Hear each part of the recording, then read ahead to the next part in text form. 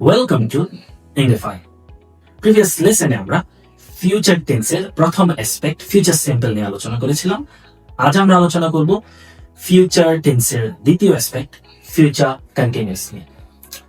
Future মানে ভবিষ্যৎ, continuous মানে হলো চলমান। তার মানে ভবিষ্যতে চলমান কাজ বোঝাতে ফিউচার কন্টিনিউয়াস টেন্স এর ব্যবহার হয়ে থাকে।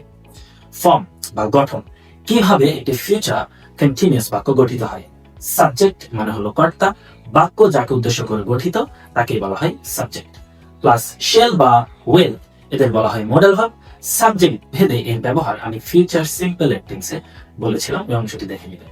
প্লাস বি, এটি একটি ফিউচার কন্টিনিউয়াস এর অপরিহার্য অংশ। আপনার অবশ্যই শেল বা উইল এর পরে বি যুক্ত করতে হবে।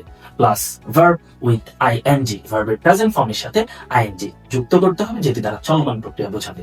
প্লাস অবজেক্ট মানে হলো কর্ম, সাবজেক্ট বা কর্তা যাকে উদ্দেশ্য করে বাক্যে কাজ করে তাকেই বলা হয় অবজেক্ট। ফিউচার কন্টিনিউয়াস এর মূলত দু ধরনের ব্যবহার রয়েছে, এর বাইরে আর কোনো ব্যবহার নেই। প্রথম ব্যবহার actions in progress at a specific future time, মানে ভবিষ্যতের একটি নির্দিষ্ট সময়ে যে কাজগুলো চলমান থাকে সেই কাজগুলোর ক্ষেত্রে ফিউচার কন্টিনিউয়াস এর ব্যবহার হয়। যেমন don't call me at noon, আমাকে দুপুরে ফোন করবা না বা কল দিবা না। I will be working at my office, আমি আমার অফিসে কর্মরত থাকবো, তার মানে আমার কাজ চলমান থাকবে, তো আমাকে ওই সময়ে দুপুরের সময়ে ফোন করবা না। এরপর আসি আরেকটি উদাহরণ, what are you doing tomorrow at 9 AM, আমাকে জিজ্ঞেস করা হলো আমি আগামীকাল 9টায় কি করছি। তো আমি উত্তরে বলতে পারি I will be going to university, আমি ইউনিভার্সিটিতে যেতে থাকবো। তার মানে আমার ইউনিভার্সিটিতে যাওয়ার চলমান থাকবে, যেহেতু আগামীকাল স্পেসিফিক টাইমে আমি কি করব আমাকে জিজ্ঞেস করা হচ্ছে, তো আমি বলতে পারি যে ওই সময়ে আমি ইউনিভার্সিটিতে যাওয়ার পথে থাকবো, তার মানে আমার ইউনিভার্সিটিতে যাওয়াটা চলমান থাকবে। এরপর আরেকটি ব্যবহার হয়ে থাকে ফিউচার কন্টিনিউয়াস এর, future events that are fixed, মানে ভবিষ্যতের যে ঘটনাগুলো আপনি ফিক্সড করে রেখেছেন, নির্ধারিত, সে সমস্ত বিষয়ের ক্ষেত্রে ফিউচার কন্টিনিউয়াস এর ব্যবহার হয়।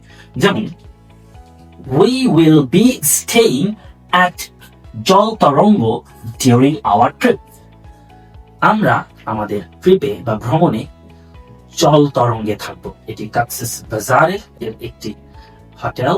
তো প্ল্যান করেছি যে আমরা যদি ট্রিপে যাই, ট্রিপের সময় আমরা জল তরঙ্গে থাকবো। তো এই যে ফিউচার কন্টিনিউয়াস, আমি যেটা ফিক্সড করেছি যে আমি কোথায় থাকবো, তবে সেই অংশটি যদি আমি বর্ণনা করতে চাই, আমি অবশ্যই ফিউচার কন্টিনিউয়াসে বর্ণনা করতে পারি। এই বিষয়টি আমি আমার প্রেজেন্ট কন্টিনিউয়াসেও বলেছিলাম যে ফিউচারের কোনো কিছু যদি আপনি ফিক্সড করে রাখেন, অ্যারেঞ্জড করে রাখেন, সেটিও আপনি প্রেজেন্ট কন্টিনিউয়াস দিয়ে বলতে পারেন। যেমন আমি এই কথাটি প্রেজেন্ট কন্টিনিউয়াস দিয়ে যদি বলি উই আর, তখন উইল বি হবে না, we are staying at Jaltarang during our trip, এই ক্ষেত্রে আপনি এই অংশটিও ব্যবহার করতে পারেন। আরেকটি উদাহরণ, Zishan will be seeing the doctor on Monday, মানে জিসান সোমবারে ডক্টর দেখাবে। তাহলে সে যে ফিক্সড করেছে সোমবারে দেখাবে, সেই বিষয়টি সে অবশ্যই ফিউচার কন্টিনিউয়াস বলতে পারে। আবার সে একই বিষয়টিও প্রেজেন্ট কন্টিনিউয়াস দিয়েও বর্ণনা করা যায়। যেমন জিসান উইল বি হবে না, তখন ইজ হবে, যে auxiliary verb is. Zishan is seeing the doctor on Monday, তার মানে জিসান সোমবারে ডক্টর দেখাচ্ছে। তাহলে এই অংশটি আপনি ফিউচার কন্টিনিউয়াস দিয়েও বর্ণনা করতে পারবেন, একইভাবে প্রেজেন্ট কন্টিনিউয়াস দিয়েও বর্ণনা করতে পারবেন। আমি আশাবাদী আপনারা আমার এই ফিউচার কন্টিনিউয়াস এর লেকচারটি বুঝতে পেরেছেন। ধন্যবাদ।